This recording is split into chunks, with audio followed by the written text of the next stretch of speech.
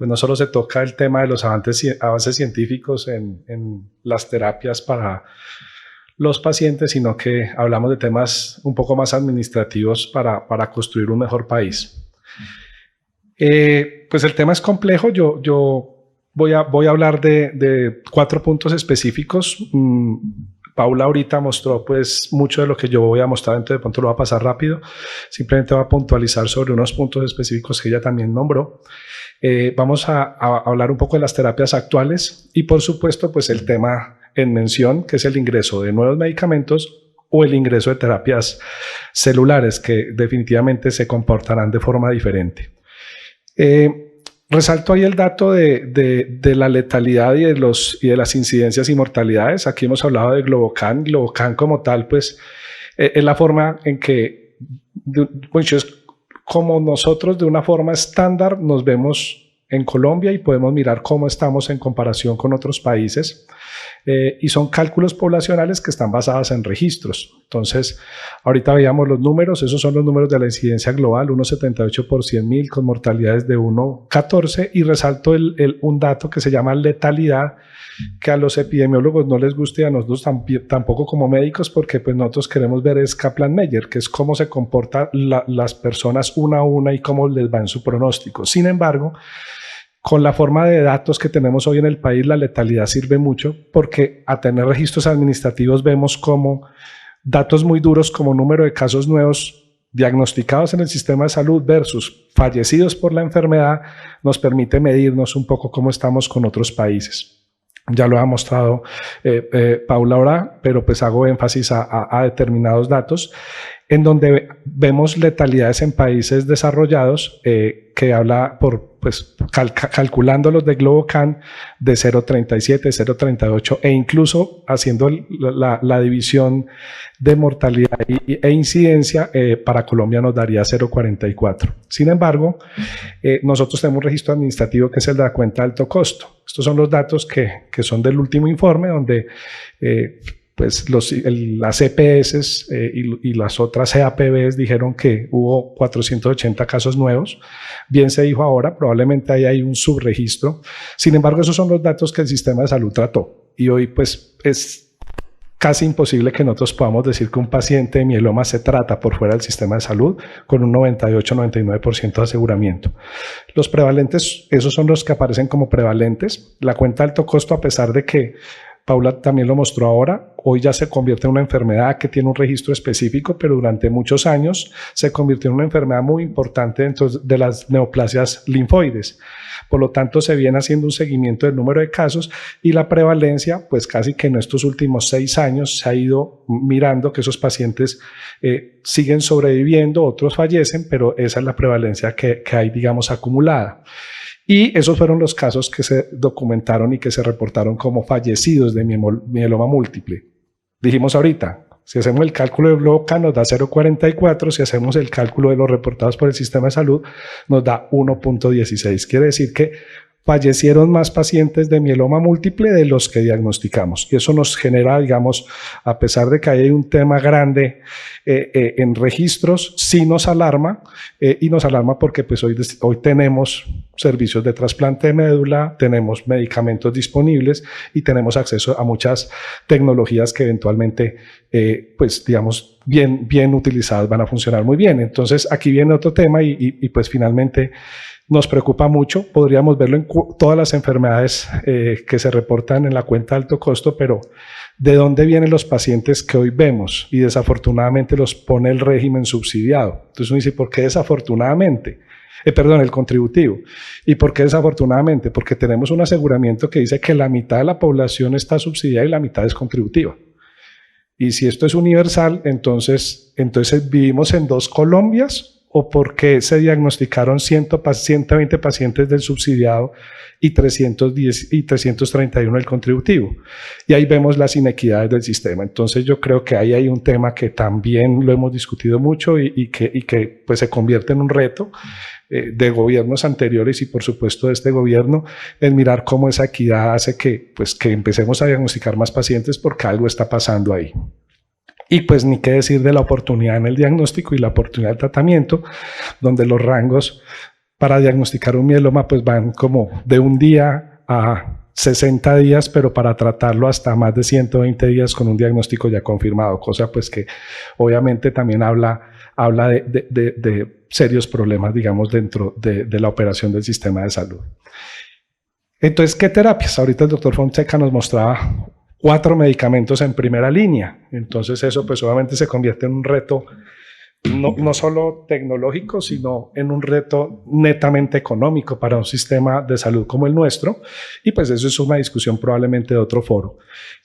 Si dupletas o tripletas, eso es otra discusión. Y por supuesto el tema del trasplante autólogo. Entonces, esto es lo que hoy tenemos, que yo lo tengo un poquito más feito, Paula lo mostró más bonito, pero básicamente al lado izquierdo, en la columna izquierda, están como los medicamentos clásicos, los llamaría yo baratos, y después los medicamentos de innovación, en donde pues obviamente tenemos una cantidad de medicamentos interesantes, y abajo pongo algunos de los medicamentos que hoy todavía no tenemos y que probablemente muchos de esos están en registro. Entonces ahí viene un primer tema y es, ok, ¿y qué está pasando con los registros? ¿Por qué no tenemos esos medicamentos? Este pues obviamente es un paper pues del cual pues la doctora Abello, que ahora va a intervenir en el foro que sigue, lideró desde la ACHO para recoger casos de la vida real y tener estos datos que pues realmente los teníamos en grupos individuales, pero no hemos tenido datos como poblacionales de grupos en todo el país. Y pues no solamente es mostrar el tema de que ya sabemos que los pacientes que se trasplantan, trasplantables, es decir, que tienen criterios de ser trasplantados, deben ser trasplantados porque tienen una supervivencia mayor, sino que ahí lo que uno eventualmente puede terminar viendo es que solo el 40% de los pacientes de menos de 65 años que deberían llevarse a trasplante fueron trasplantados. Y el doctor Fonseca ahorita mostraba pues obviamente cómo debe uno llevar un paciente a trasplante en enfermedad mínima residual. Pero ojo, es que aquí ni siquiera lo estamos trasplantando. O sea, solo el 40% de ellos van a trasplante y un 60%, si hablamos del concepto del doctor Fonseca de pérdidas, aquí las pérdidas son porque no se trasplantaron, no porque no teníamos los medicamentos. Y mucho menos, pues el tema que hemos tocado de medir enfermedad mínima residual y por supuesto algo pues que es muy crítico y es que si ven ahí el ISSR, que es la posibilidad de uno ver cómo es el riesgo de los pacientes genético, que me define lo que mostraba el doctor Fonseca ahora en las curvas de alto riesgo, muy alto riesgo o riesgo estándar. Eso eventualmente podría hacer que fuéramos muy inteligentes en el uso de los medicamentos, cuándo elegir 4 medicamentos, cuándo elegir 3 o cuándo elegir una terapia estándar, porque el riesgo no es tan alto. Y solo estamos haciéndolo en el 18% de los pacientes. Entonces contamos con medicamentos sofisticados, pero al mismo tiempo lo que es el diagnóstico por un tema de fragmentación y que finalmente mande la médula para un lado, mande la genética para el otro, mande el FISH, sin contar con que en mieloma múltiple debe haber separación de células tumorales para que realmente estemos mirando el riesgo genético. Entonces, esto pues básicamente me parece que es un hito desde el punto de vista de mieloma porque nos muestra la realidad y sin contar con que son pacientes que fueron reclutados por los hematólogos más juiciosos del país. Cuando volvía les decía, les mostraba lo que muestra un registro administrativo donde aquí no hay registro, sino simplemente los datos reportados por el sistema de salud, vemos datos un poco más catastróficos.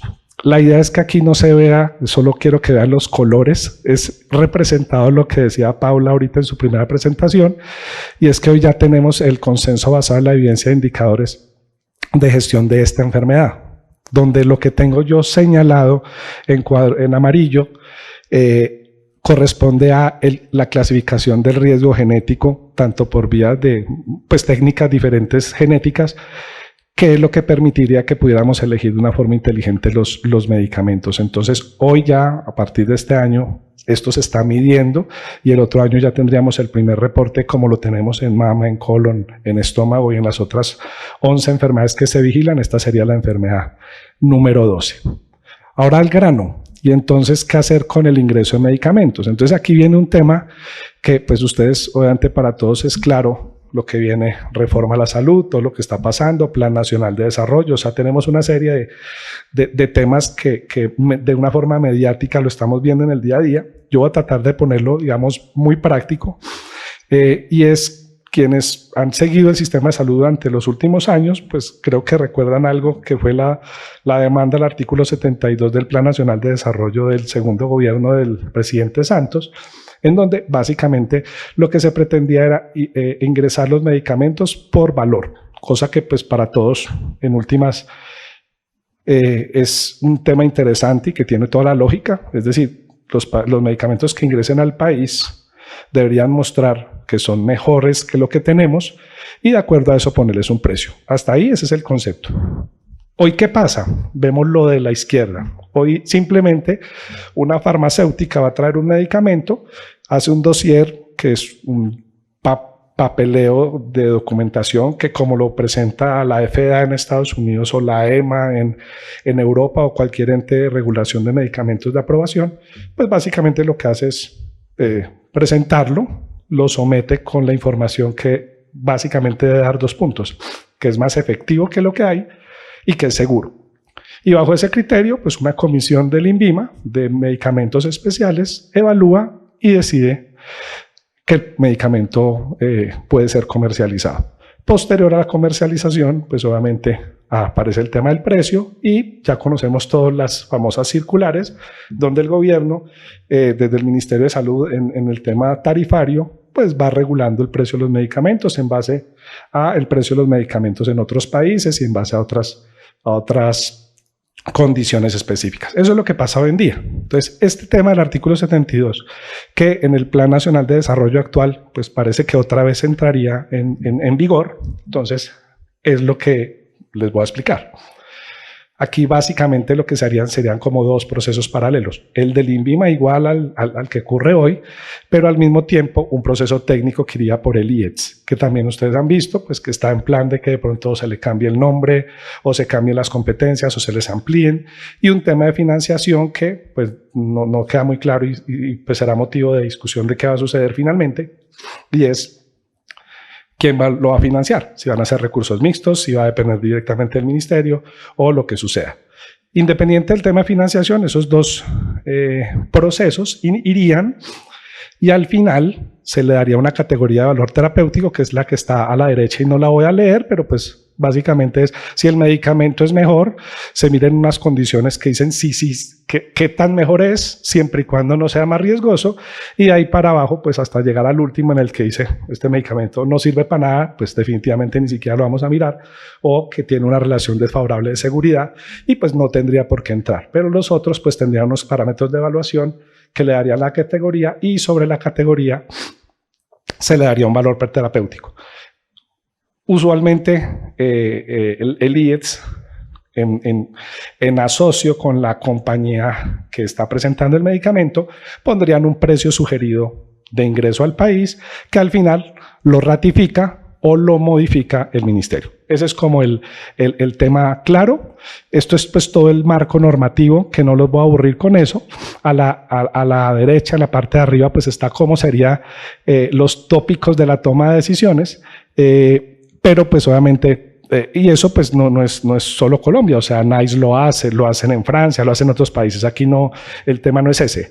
El tema, digamos como tal, es este, y es el proceso. Y es donde, digamos, yo ya llamaría la atención.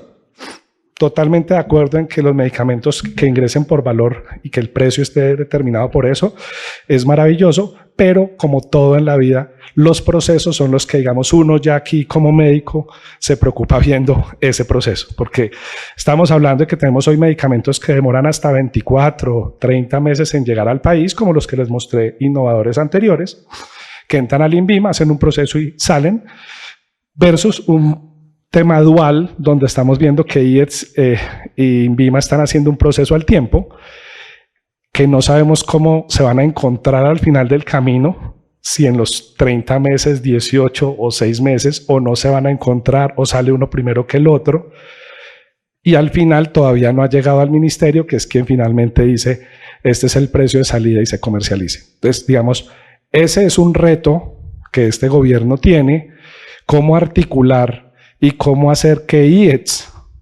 si se va a seguir llamando IETS, INVIMA con su equipo técnico al interior, si tiene porque digamos esto en otros foros, hubo un foro que Yolima hizo con pacientes y tuvimos al INVIMA y básicamente nos decían que a veces se quedaban sin el personal necesario para evaluar tantas moléculas. Entonces, si va a haber ingreso de nuevo personal para que lo hagamos, si va a tener las competencias para que se encuentren y para que después el ministerio pueda pues darle feliz término a la aprobación de ese medicamento. Entonces, primer reto que queda sobre la mesa.